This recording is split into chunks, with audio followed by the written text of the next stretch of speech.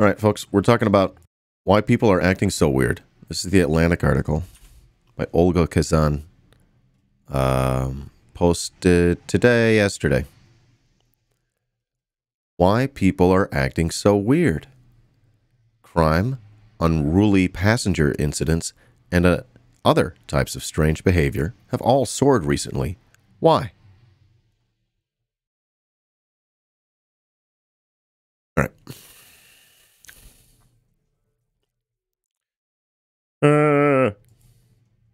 Watch this. Watch this. Watch this. No. I was making room for activities. Oh, yeah. Look at that. Look at all this room for activities we made. What is that?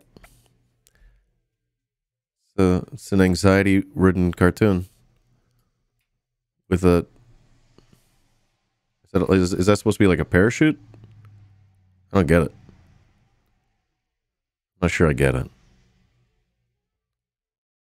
Thank you, Ira, for the link.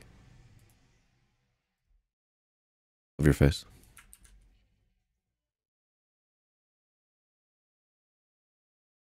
Oh, that's the other one I needed. You're right. Thank you.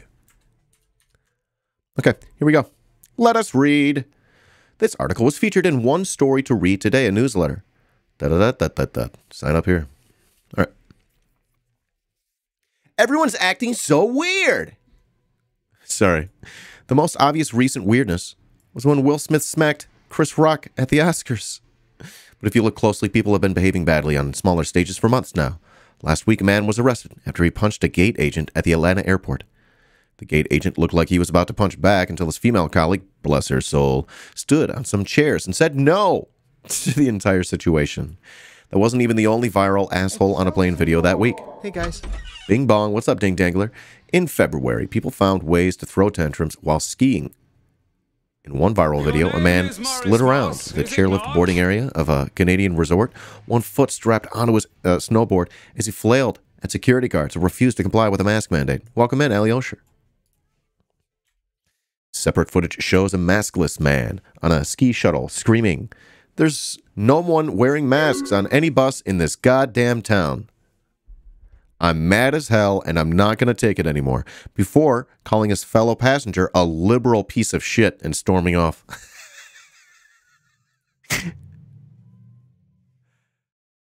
Wait, what side of the masks thing are you on here? I'm confused. What side of liberals are you on? Are you left of liberals or right of liberals? I think they're right on the liberals. Just muted myself. During the pandemic, disorderly, rude, and unhinged conduct, unhinged, great word these days, seems to have caught on as much as bread baking and Bridgerton.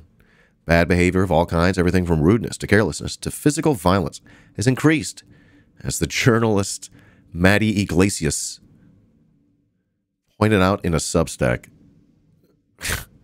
They're trying to get people to Maddie Iglesias' Substack. Americans are driving more recklessly, crashing their cars, killing pedestrians at higher rates. I like to stay inside. I just like to stay in. You know what I mean? Early 2021 saw the highest number of unruly passenger incidents ever, according to FAA. That is wild. I thought that was happening. You know, we were like watching all these incidents, all this video, and you start to wonder if it's just more video cameras. Everyone's got cameras, but I'm like, no. I think it's just more. So I guess it's actually, they're recording more incidents. In February, a plane bound for D.C. had to make an emergency landing in Kansas after a man tried to break into the cockpit. Get out of here. Get out of here. Why are you trying to break into the cockpit? What are you going to do when you get in there? What the fuck, man? Healthcare workers say the patients are behaving more violently. At one point, Missouri hospitals plan to outfit nurses with panic buttons.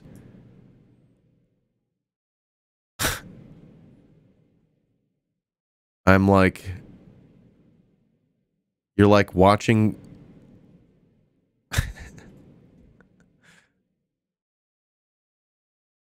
It's just everything's unraveling. Like whatever was raveled is being unraveled. Schools, too, are reporting an uptick in disruptive behavior. In 2020, the U.S. murder rate rose nearly a third. What?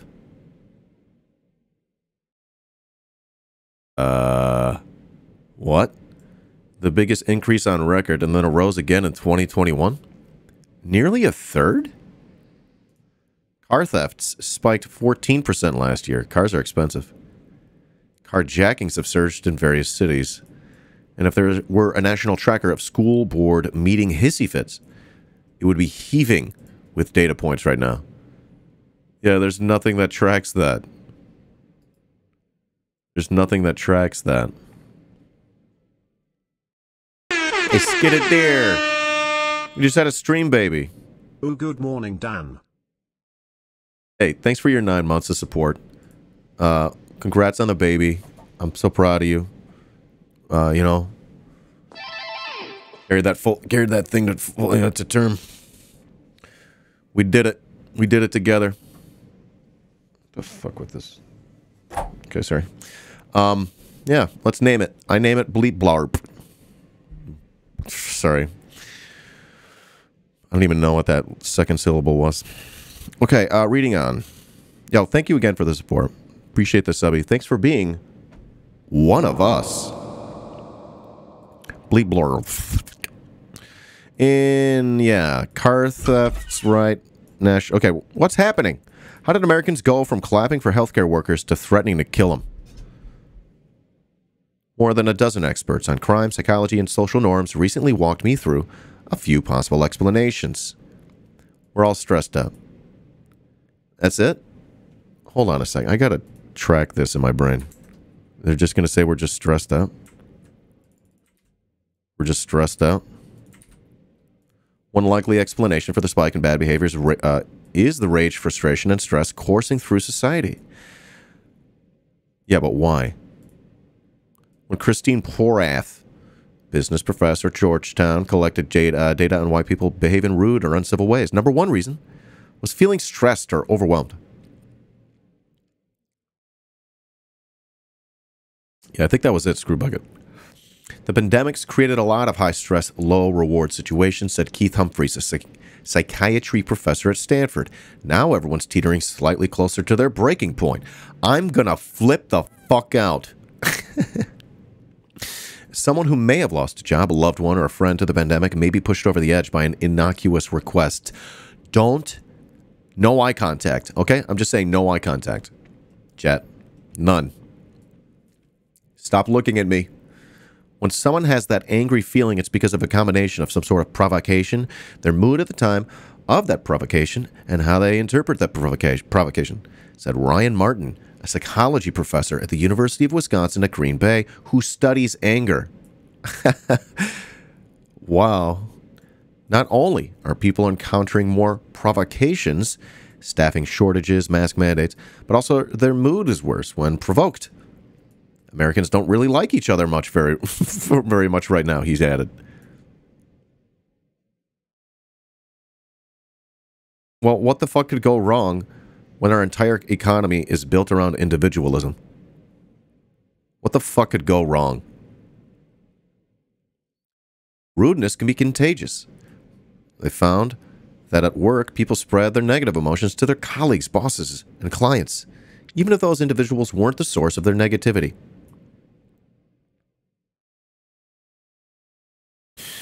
People who witness rudeness are 3 times less likely to help someone else. She thinks people might be picking up on rudeness from social media and passing it on. Or they might be logging into a Zoom meeting with their overwhelmed boss, getting yelled at, and then speaking a little more curtly to the grocery cashier later. It's from The Atlantic? What are we reading? How about capitalism? People are drinking more.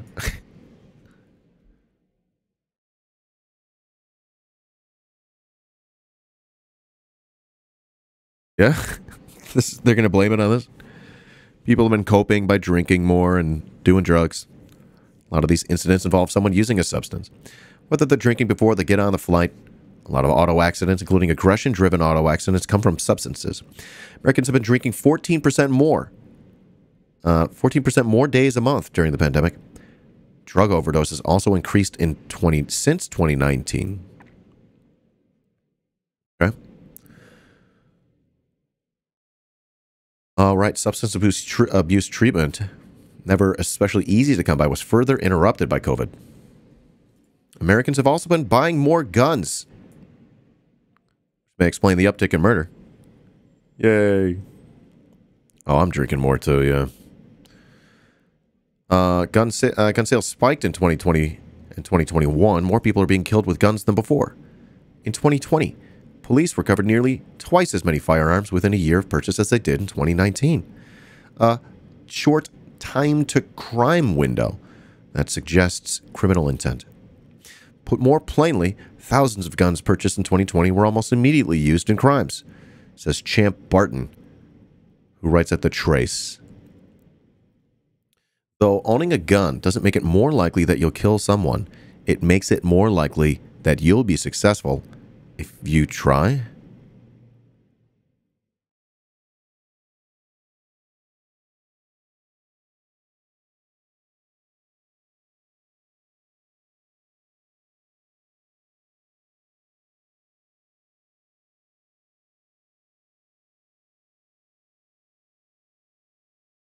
Can I not wrap my head around this? Like, literally, my brain is giving out on me. Okay, I'm just going to move on. I don't care.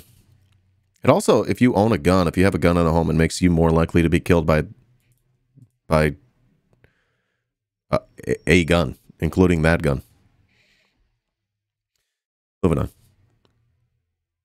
on. We're social beings, and isolation is changing us, this says. Pandemic loosened ties between people. Kids stopped going to school. Parents stopped going to work. Parishioners stopped going to church. People stopped gathering in general. It's really sad. I miss going places with people. People watching's fun. It means that if you own a gun and you want to kill someone, you'll be more likely to be successful. Seems like you're also more likely to try to engage in killing someone. I don't know. I don't know the science, though. So sociologists think all of this isolation shifted the way we behave. We're more likely to break rules when our bonds to society are weakened. When we become untethered, we tend to prioritize our own private interests over those of others of the public. This makes no sense to me. I mean, like, we've always been doing this. That's like capitalism. It forces you to do that. What? This has got no class consciousness. This is not got the dialectic. I love the dialectic. The turn of the 20th century scholar Emil Durkheim called this state anomie, or a lack of social norms that leads to lawlessness. Quote, "We are moral beings to the extent that we're social beings," Durkheim wrote. In the past 2 years, we've stopped being social, and in many cases, we stopped being moral, too.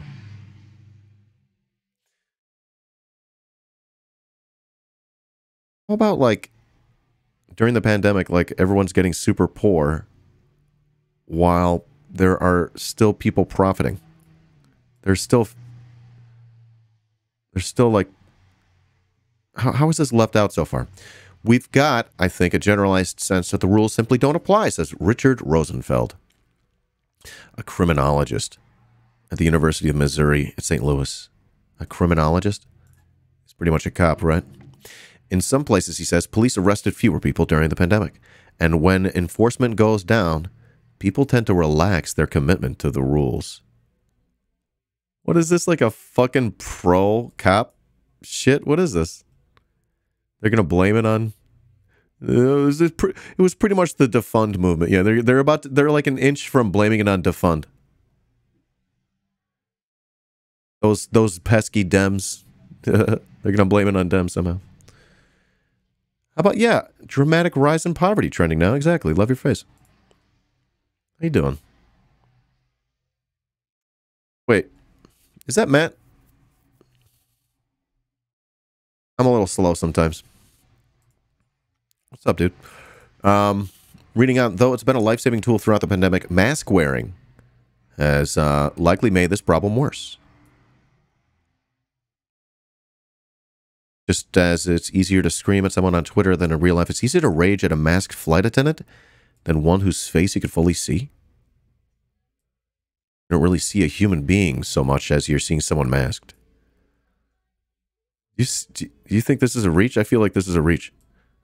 The one study found face masks don't humanize the wearer.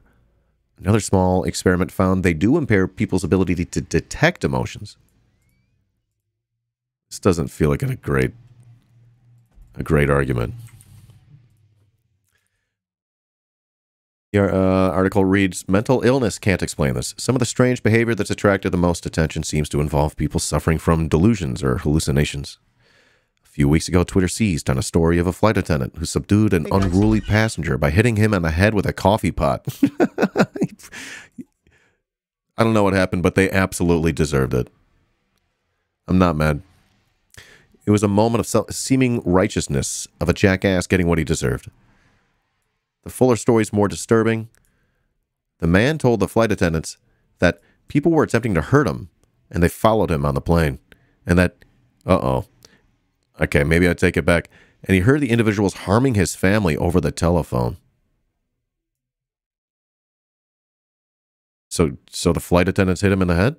All right, this is getting weird. I might take it back. I believe him.